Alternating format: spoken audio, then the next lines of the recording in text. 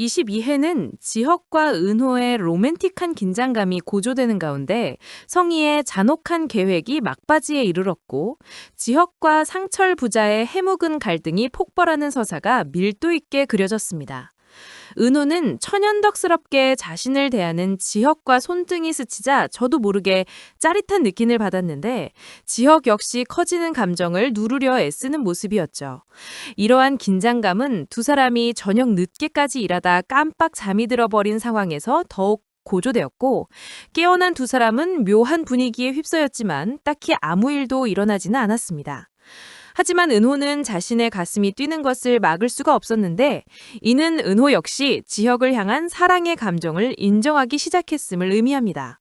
한편 지혁에 관심 있어야 하는 양소미라는 여자의 등장은 은호에게 긴장감을 주었지만 지혁은 양소미를 매몰차게 거절해버렸습니다. 은호는 양소미 정도라면 지혁에게 합격점인 여자인데 거절하는 걸 보고 놀랐지만 지혁은 당연히 은호를 마음에 두고 있기에 그런 것이겠죠. 성희는 누수를 핑계대고 은호와 만날 구실을 만들었습니다. 그녀는 좋지 않은 목소리로 은호에게 아프다는 느낌을 주게 만들며 밑밥을 깔았고 결국 은호는 아프다는 성희를 위해 찾아가게 되었습니다. 성희는 이 자리에서 은호에게 과거 화재 사고로 잃은 딸에 대한 이야기를 해주며 오열했습니다. 성희는 자식들 둘 중 딸은 잃어버리고 아들은 아파서 자기 가슴이 찢어진다고 은호에게 말하며 극도의 슬픔을 표출했습니다. 이 눈물의 호소는 간 이식을 앞두고 은호의 순수한 연민과 죄책감을 최대로 자극하기 위한 성희의 마지막 카드였는데 결국 은호는 이 절절한 모성의 연기에 성희에게 완전히 마음의 문을 열어주게 되었습니다. 계속 이어지던 지혁과 상철의 기싸움은 포장마차에서 소주를 하던 중 지혁이 진심을 털어내면서 새로운 전환점을 맞았습니다. 지혁은 자신이 서운했던 것이 무엇인지 솔직히 털어냈는데 과거 할아버지 병원비 때문에 유학을 포기했던 상황은 이해하지만 아버지가 자신에게 미안하다는 말조차 하지 않은 것이 서운했다고 고백했습니다. 지혁이 바랐던 건 그저 아버지의 말 한마디였지만 그걸 들을 수 없어 원망의 골이 깊어졌던 것입니다. 하지만 지옥의 진심 어린 고백에도 불구하고 상철의 자존심은 끝내 꺾이지 않았는데 지혁의 말을 조용히 듣고 있던 상철은 오히려 그냥 집을 나가는 게 어떠냐는 냉정한 말을 해버렸습니다. 결국 이번 회에도 부자의 기싸움은 끝나지 않고 오히려 갈등이 더 깊어진 듯 보입니다.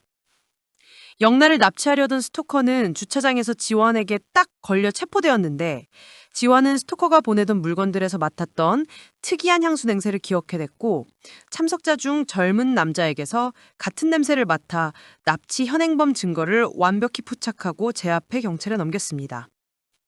스토커의 정체는 모광그룹 혼외자 양지열이었고 재벌가 아들답게 변호사가 달려와 양지열을 돕고 결국 스토커 혐의를 벗고 풀러나버린 것으로 보입니다.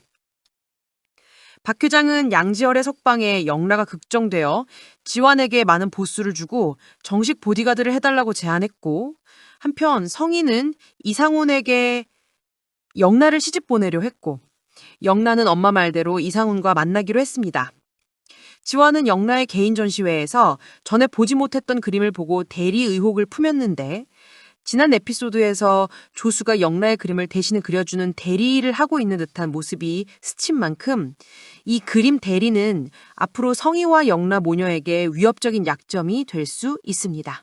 다가오는 23회는 성희의 눈물의 호소에 은호가 간이식을 최종적으로 결정하는 비극적인 클라이맥스와 지지부진했던 지혁과 상철 부자의 극적인 화해가 동시에 펼쳐지며 감정의 소용돌이가 몰아칠 것으로 예상됩니다.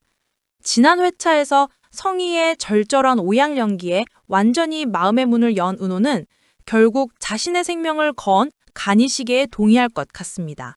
성희는 우진에게 2달 안에 간이식을 해주겠다고 호언장담한 만큼 더 이상 시간을 지체하지 않고 은호에게 수술을 진행하자고 강하게 압박할 것입니다.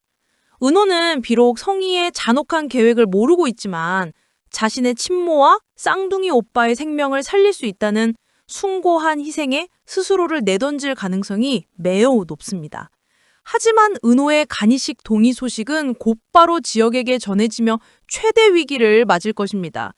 은호를 향한 마음을 감추지 못하고 있는 지혁은 은호의 극단적 선택을 필사적으로 막으려 들면서 성희의 계획에 정면으로 맞설 것 같습니다.